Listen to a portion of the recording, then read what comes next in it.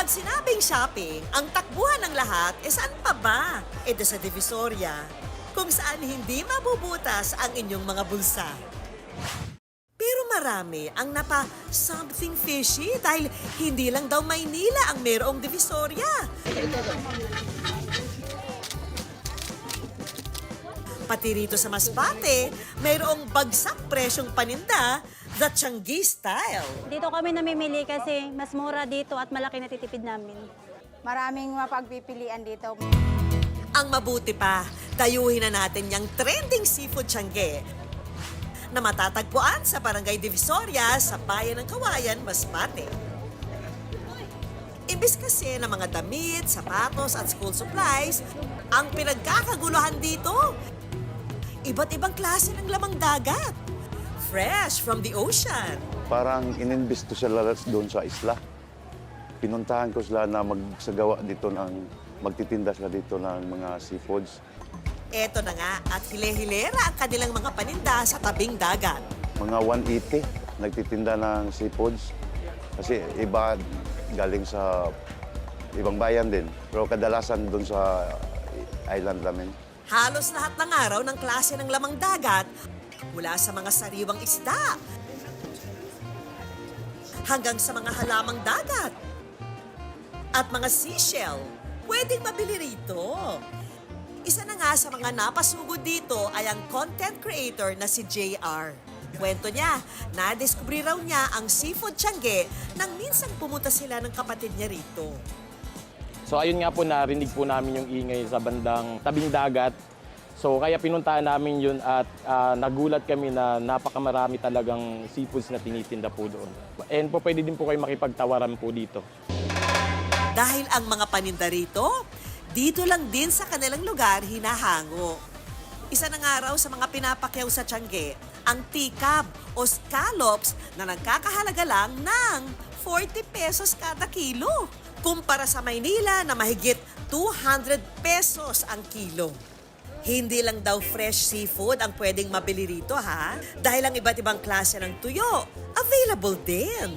Kung sa Maynila, nasa 200 to 600 ang kada kilo nito, sa kanila raw, mabibili ito sa halagang 50 hanggang 200 pesos per kilo lang. Isa sa mga tindera rito ang nakitsika sa Good News Team. Kwento ni Nanay Reggie, ang pagtitinda raw dito, sing bilis ng paglangoy ng mga isda sa dagat. Nagsimula po kami nagtitinda alas 6 ng madaling araw hanggang alas 4 ng hapon. Kadalasan po, 2 oras lang po kasi mabilis yung tinitinda namin, malakas. At ang good news, ang kanilang mga panindang seafood, hinahango rin sa mga mangingisda sa kanilang isla.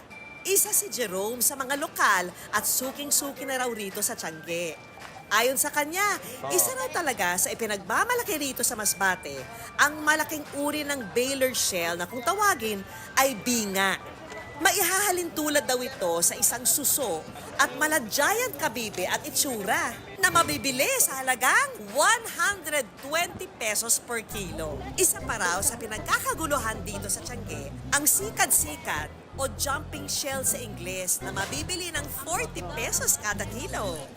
Sa ibang pamilihan ng araw, ang presyo ng binga ay nasa 130 hanggang 160 pesos per kilo, habang ang sikad-sikad naman ay naglalaro sa 60 hanggang 80 pesos. Ito raw ang paboritong lutuin ni Jerome para sa kanyang pamilya.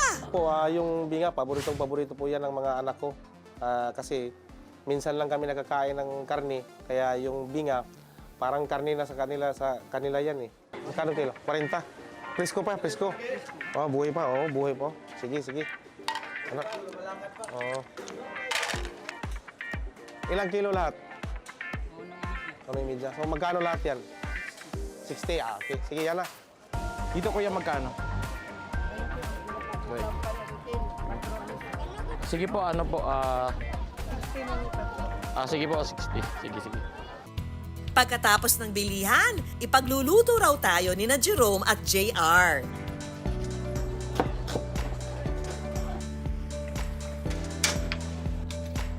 Pagkatapos ng ilang saglit, Luto na ang kalderetang binga at sinabawang sikat-sikat. Kaya naman, it's chibugan time! Eh. Sarap talaga. Sarap. Wala naman talagang biro. Lasa mo talaga yung binga. Tapos andun talaga yung lasa mo din yung dagat. Opo, Yung alat. preskong presko. Ang Seafood Tiangge, bukas sa publiko kada Sabado ng hapon hanggang Linggo ng hapon.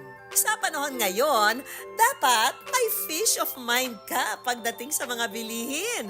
Kaya kung wala pang uulamin para bukas, dito na sa Seafood Tiangge pumunta.